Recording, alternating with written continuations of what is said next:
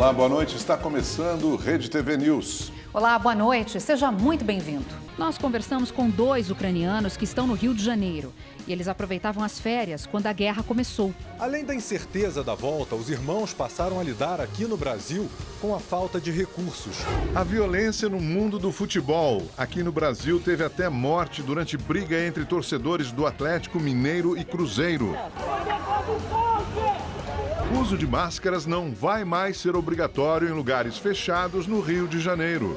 Na capital paulista, pais fazem protesto para que acessório deixe de ser usado nas escolas. Esses são apenas alguns assuntos que você acompanha agora. Fique no Rede TV News e aproveite as notícias. A gente começa essa edição fazendo uma conexão ao vivo com Brasília. O avião da Força Aérea Brasileira, que foi resgatar brasileiros que estão na Ucrânia, decolou na tarde de hoje, levando insumos humanitários.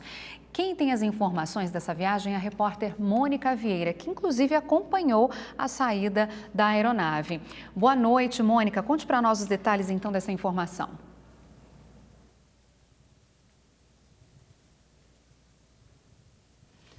Olá, Milena. Boa noite para você e Augusto. O avião da FAB decolou com quase 12 toneladas de materiais que servirão de ajuda para os ucranianos. O KC-390 foi adaptado para receber 72 passageiros. O Itamaraty fez um balanço dos brasileiros que estão na zona de conflito. São 34 pessoas na Ucrânia. Destes, 14 manifestaram o desejo de permanecer por lá. Os outros brasileiros, acompanhados pela embaixada, estão em deslocamento e, por isso, não é possível precisar a localização deles. Enquanto isso, outros 40 que já saíram do país em guerra esperam a aeronave da FAB em Varsóvia, na Polônia, para retornar ao Brasil. Vejam mais detalhes na reportagem. Todo o material que servirá de ajuda aos ucranianos foi doado pelo governo brasileiro e empresas privadas. Só de alimentos desidratados e instantâneos são 10 toneladas. Também foram enviados suprimentos médicos e purificadores de água. O avião vai fazer 2 escalas técnicas antes de chegar em Varsóvia. Uma na costa africana, em Cabo Verde, outra em Lisboa, em Portugal. O ministro das Relações Exteriores, Carlos Francis, está em solo português e vai embarcar com destino à Polônia. Ele vai acompanhar a retirada dos brasileiros ali da região em guerra. Desde o início do conflito na Ucrânia, o governo brasileiro tomou medidas concretas com o objetivo de cuidar da segurança dos nossos companheiros que se encontram em áreas de risco e viabilizar as condições de retorno ao Brasil.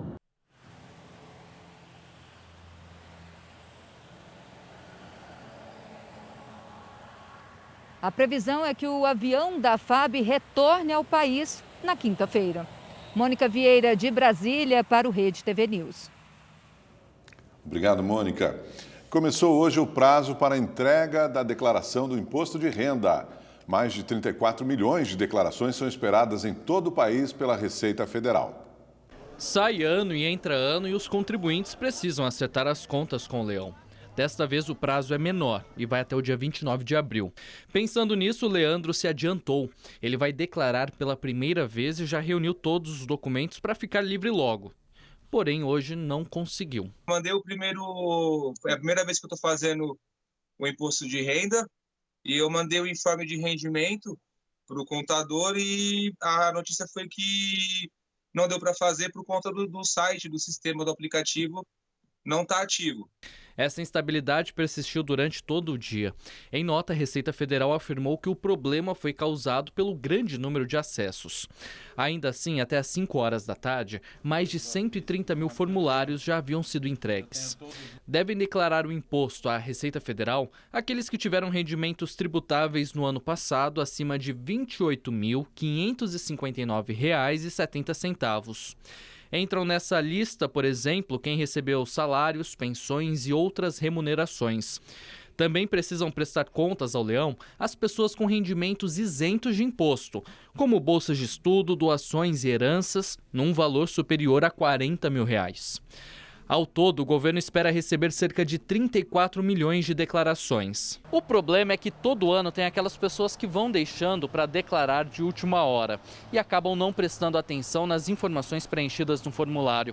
Só no ano passado, a Receita Federal informou que quase 1 milhão de declarações ficaram retidas na malha fina por alguma inconsistência nos dados fornecidos. Nesses casos, a multa mínima é de R$ 165 e pode chegar até 20% do imposto devido, se as informações não forem corrigidas a tempo.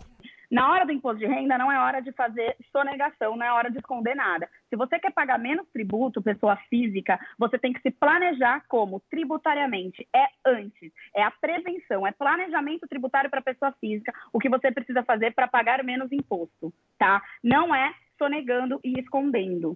Uma das novidades neste ano é o modelo de declaração pré-preenchida. Os contribuintes que têm cadastro no site do governo federal, com níveis de segurança mais fortes, chamados de ouro e prata, podem obter o formulário com as principais informações já fornecidas pela Receita. Além disso, o contribuinte pode fazer a declaração pelo computador, baixando o programa no celular ou preencher online no site da Receita Federal. Os 5 lotes de restituição começam a ser liberados no dia 31 de maio. E se o contribuinte preferir, é possível, neste ano, cadastrar a chave Pix para receber a restituição. Também a partir de hoje, brasileiros que esqueceram dinheiro em instituições financeiras já podem pedir o resgate desses valores. São 26 milhões de pessoas físicas e 2 milhões de empresas que vão poder conferir os recursos disponíveis e pedir a liberação do dinheiro. Nesta primeira etapa, serão pagos 4 bilhões de reais, que estavam esquecidos nas contas.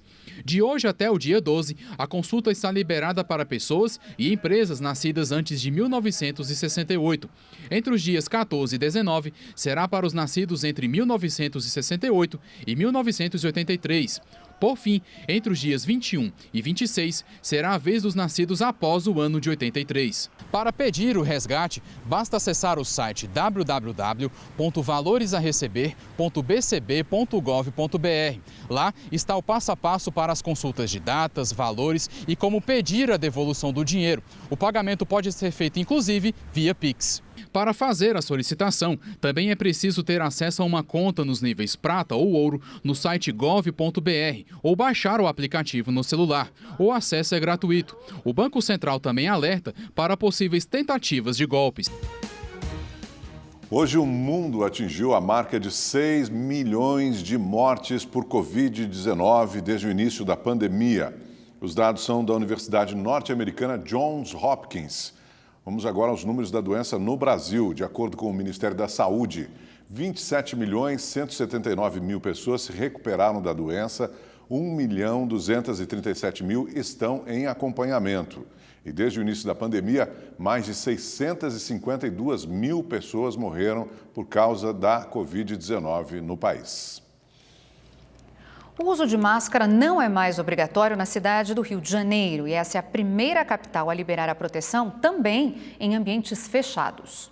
Depois de uma reunião do Conselho Científico do município, que durou cerca de 2 horas, o anúncio foi feito pelo secretário de Saúde. Nosso comitê científico, que é composto por membros de diversas universidades, pessoas de bastante experiência na análise de dados e na condução de situações epidemiológicas como a da Covid-19, a gente pode recomendar a desobrigação do uso de máscara na cidade do Rio de Janeiro, também em locais fechados. Menos de 1 hora depois, o prefeito Eduardo Paes publicou numa rede social a edição extra do Diário Oficial do município com o decreto. Quem estava nessa academia e ainda não sabia da novidade, não via a hora de tirar a máscara. Vou tirar a máscara, sem receio nenhum. A Ana Cláudia estava atenta ao celular e viu logo a novidade. Vou tirar a máscara, já!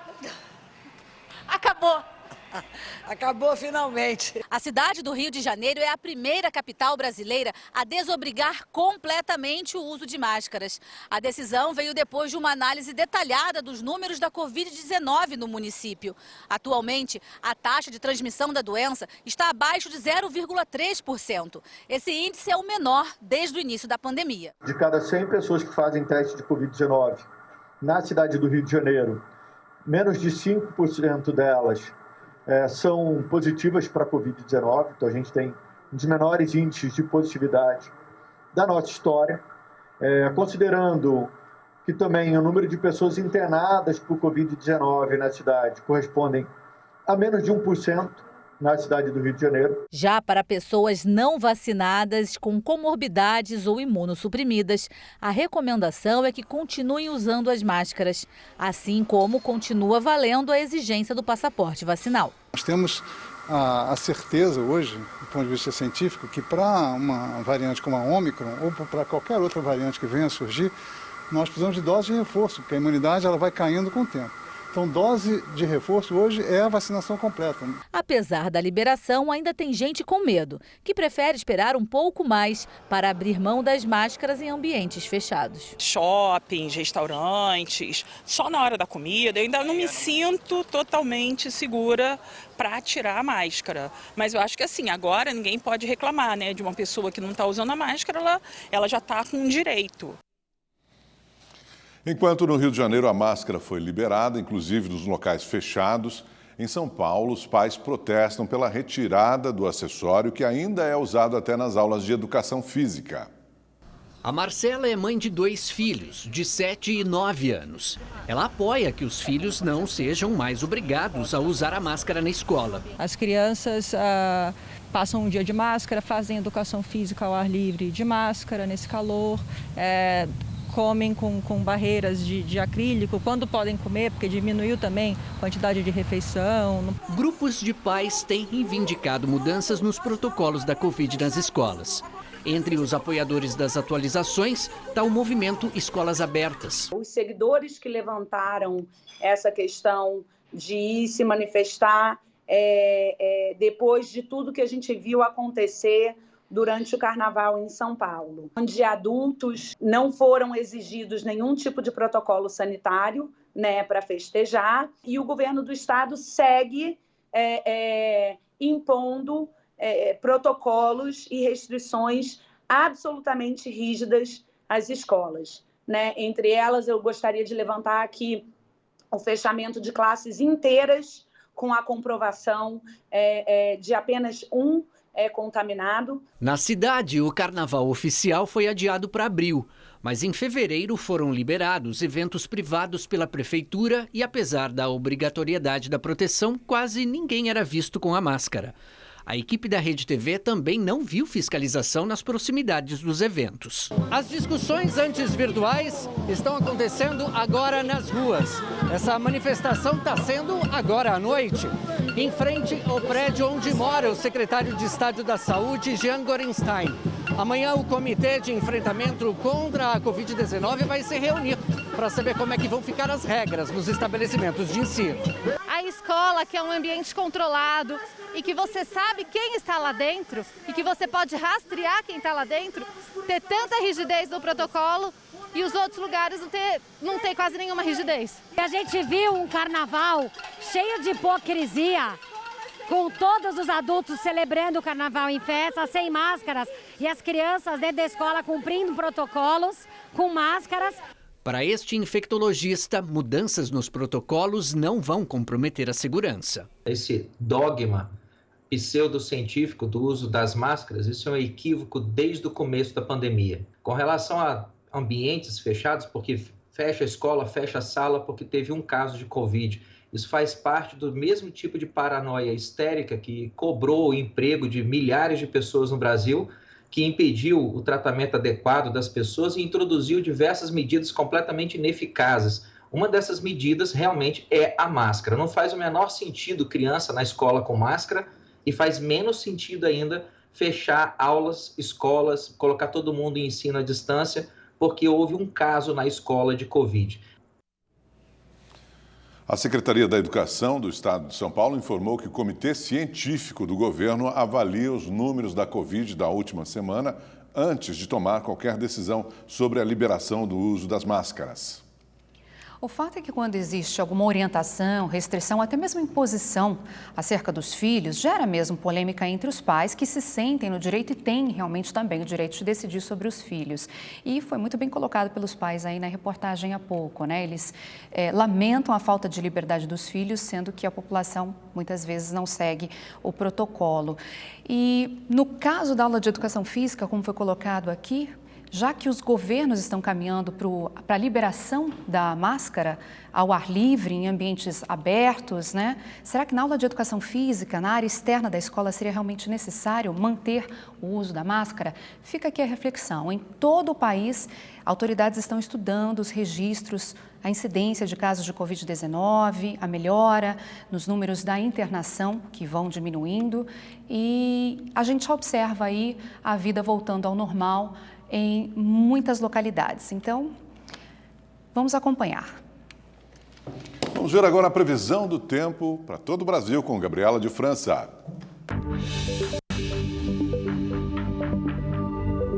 Oi, gente, boa noite para todo mundo. Olha só, o final de semana foi marcado aí pelo calorão e os temporais intensos de norte a sul do Brasil.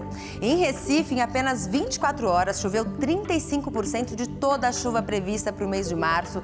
O resultado é esse que a gente vê nas imagens, as ruas viraram rios. Em Fortaleza também, muita chuva, ruas alagadas, a água invadiu casas e veio acompanhada de muito lixo. Agora, no interior do Ceará, os moradores ficaram impressionados, né, e até assustados com a forte neblina. Olha só, mal dava para enxergar ali as casas e a vegetação. Impressionante mesmo, né? Bom, do Nordeste a gente vai para o sul do Brasil, onde o forte temporal veio acompanhado aí de ventos de até 80 km por hora no Rio Grande do Sul. Muitos municípios ficaram sem energia elétrica. E tem alerta para mais chuva forte aí em todo o sul do Brasil. A gente tem a aproximação de uma nova frente fria que, junto com o sistema de baixa pressão, vão voltar aí a provocar temporais intensos. Em Porto Alegre, chuva forte, com raios. Mesmo assim, as temperaturas ficam na casa dos 30 graus, mas atenção, viu? Tem queda brusca de temperatura aí no fim da semana. A gente vai te atualizando aqui. Bom, e as chuvas estão previstas amanhã, nessa terça-feira, entre Norte e Nordeste, pegando aqui Acre, Mato Grosso, Tocantins, até o Piauí. Nas outras áreas, no máximo, uma chuvinha leve. Agora, no Sudeste do Brasil, preparem-se aí, o destaque é o sol, calor, tempo seco, temperatura chega aos 30 graus aqui em Belo Horizonte, 33 em Vitória.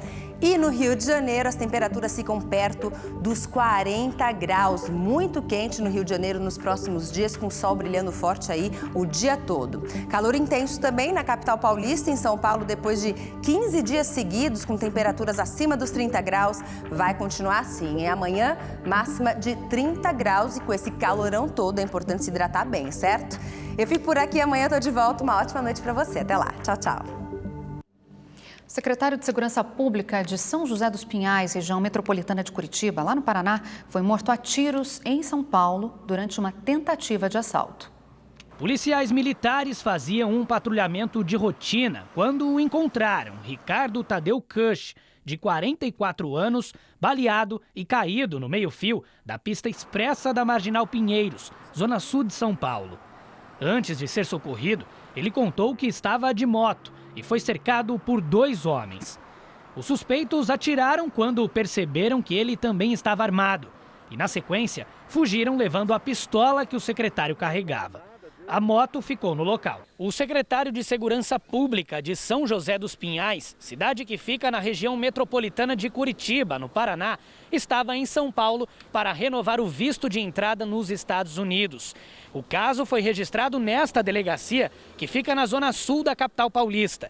E agora, a polícia tenta encontrar testemunhas ou imagens de câmeras de monitoramento que auxiliem na identificação dos criminosos. A vítima ainda foi levada com vida ao hospital, mas não resistiu. Em nota, a Prefeitura de São José dos Pinhais lamentou a morte de Ricardo e disse que a cidade está em luto.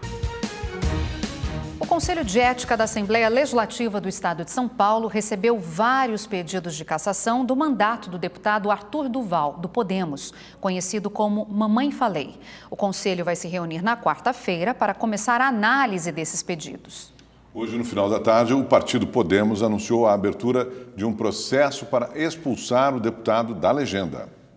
O deputado Arthur Duval também é dirigente do MBL, Movimento Brasil Livre. Ao todo, 10 representações na Alesp pedem desde a advertência até a cassação do mandato. A investigação deve ser instaurada nesta semana e pode durar até o início de abril. Ele deverá ser investigado pelo Conselho por causa das declarações sexistas sobre mulheres ucranianas em áudios vazados em aplicativos de mensagens. São fáceis, porque elas são pobres. Não peguei ninguém, mas eu colei em 2 minas, que a gente não tinha tempo, em 2 grupos de mina, e, assim, é inacreditável a facilidade. A fila das refugiadas, irmão, assim, imagina uma fila, mano, nem sei, tô sem palavras, cara. Tipo uma fila, de 200 metros mais, só deusa, só deusa. Se você pegar a fila da melhor balada do Brasil, na melhor época do ano, não chega aos pés da fila dos refugiados aqui. Após o vazamento das mensagens, o deputado pediu desculpas. No sábado, ele abandonou a pré-candidatura ao governo do estado de São Paulo. Durante conversa com apoiadores no Palácio do Planalto ontem, o presidente Jair Bolsonaro criticou a fala do deputado Arthur Duval. Tão asquerosa que nem merece comentar. Hoje, em abertura da sessão na Assembleia Legislativa, o presidente da Casa, Carlão Pignatari, do PSDB, disse que o parlamento dará uma resposta aos casos apurados pelo Conselho de Ética. Quero abrir esta sessão afirmando que a Assembleia Legislativa do Estado de São Paulo repudia comportamentos sexistas, machistas ou qualquer tipo de preconceito ou incitação ao ódio. Sob esta presidência, nenhum caso ficará sem resposta. Nada será varrido para debaixo do tapete. Em nota, o deputado Arthur Duval disse que vai lutar contra os pedidos de cassação. E ele repetiu o pedido de desculpas. Ainda sobre os conflitos, nós fizemos uma reportagem aqui no Brasil. 2 ucranianos que estão de férias no Rio de Janeiro tentam voltar para casa. Apesar de os familiares deles estarem lá em segurança, esses ucranianos querem ajudar o país natal e também quem ainda não conseguiu escapar do conflito. É deste apartamento no Leme, orla da zona sul do Rio de Janeiro, que Alexander e Ivan acompanham pela internet as informações do conflito na Ucrânia. Em um vídeo, eles mostram que Vinícius, a cidade onde Alex mora, foi bombardeada ontem pelos russos. Os irmãos estavam de férias na Patagônia quando a guerra eclodiu. Eles chegaram ao Rio no domingo de carnaval e devem voltar para casa em um voo para Amsterdã, na Holanda, marcado para amanhã. De lá, vão tentar alcançar a Ucrânia. Hoje, os irmãos estão um pouco mais aliviados, porque os familiares conseguiram deixar a Ucrânia. Situação bem diferente de quando chegaram à casa da jornalista Beth Romero. No domingo à noite, eles passaram o dia inteiro no telefone e, em algum momento, eu fui perguntar, está tudo bem com a sua família? Está tudo bem com a sua mulher, com seus pais? Aí eu olhei ele estava com lágrimas nos olhos. Aí eu abracei, ele me abraçou, apertou e chorou, mas enfim. E eu fiquei completamente mobilizada porque a gente aqui não pode fazer muita coisa. A família de Ivan conseguiu fugir para uma área montanhosa. A mãe de Alex foi para a Turquia. Uma das filhas seguiu para a Polônia e depois para Portugal. O pai dele foi para a Alemanha, mesmo destino da outra filha, Alexandra, com quem Alex conseguiu fazer contato durante nossa entrevista. O ucraniano, que também fala um pouco de inglês, comentou que ao ver a filha sente uma dor no coração, perde a cabeça. Além da incerteza da volta, os irmãos passaram a lidar aqui no Brasil com a falta de recursos. Eles não conseguiam fazer saques por causa da dificuldade de comunicação com os bancos ucranianos. E assim, o dinheiro foi acabando. Ele me conta que na Polônia existem ônibus de graça para cidadãos ucranianos e com isso eles vão conseguir voltar para casa. Perguntei a ele o que pretendia fazer ao chegar e se não tinha medo de morrer. Alex, que é ourives, me respondeu que talvez lutar, talvez ajudar pessoas, ser médico. E depois de refletir um tempo e de ouvir novamente a pergunta, respondeu: eu não vou morrer, só matar russos. Only kills Russian. Também questionei Ivan, que é fazendeiro, sobre o conflito. Ele me respondeu que toda a história da Rússia é construída em cima de mentiras e guerras com vizinhos, que espera que esta guerra seja a última e que o mundo inteiro entenda que é impossível se relacionar normalmente com a Rússia. Os irmãos só pensam em voltar o mais rápido possível. Em uma mensagem, Alex afirma que só quer ajudar seu país e diz que ninguém gosta quando os outros vão até suas casas e dizem como devem viver, o que devem comer e o que devem fazer. E conclui que é por isso que eles precisam defender a independência da Ucrânia. E olha essa imagem, uma criança de 5 anos foi atropelada por um motociclista em Belo Horizonte. As imagens mostram quando a menina atravessa a rua e é atingida em cheio pela moto. O piloto fazia manobras arriscadas. Com o impacto, a garota é arremessada. Ela teve traumatismo craniano e quebrou a perna esquerda. A vítima está internada e não corre risco de morrer. O piloto prestou depoimento e foi liberado após pagamento de fiança. Flagrante na estrada. Uma carreta tombou na BR-116, trecho próximo a Ipatinga, em Minas Gerais. As imagens mostram quando o veículo carregado de sal vira em uma curva fechada. Imediatamente surge uma nuvem de poeira. Apesar dos estragos, o motorista sofreu apenas ferimentos leves. E 4 pessoas de uma mesma família morreram após o carro em que elas estavam ter saído da pista e capotado em uma ribanceira. O acidente aconteceu na BR-101, no extremo sul da Bahia. E segundo a Polícia Rodoviária Federal, o local onde o veículo caiu é de difícil acesso, o que então dificultou o socorro das vítimas. As causas do acidente ainda são investigadas. A violência tomou conta do futebol brasileiro e mexicano neste fim de semana. O futebol literalmente está de luto e as sequelas são irreparáveis. Rodrigo Marlon Caetano Andrade, de 25 anos, foi velado na Santa Casa de Belo Horizonte. Ele deixa um filho de 5 anos e os familiares desolados. Eu tentei falar com ele sexta, sábado, domingo, a gente tentando falar com ele, eu tentei, eu aconselhava, mas essa questão aí da torcida organizada é uma questão muito... é um câncer, né, gente? O jovem sócio da torcida organizada do Cruzeiro Máfia Azul foi morto durante o conflito com os torcedores da Galoucura. As imagens são chocantes. Pedras, tijolos eram arremessados. Bombas, rojões e tiros com arma de fogo eram visíveis. As cenas de violência se misturavam com desespero.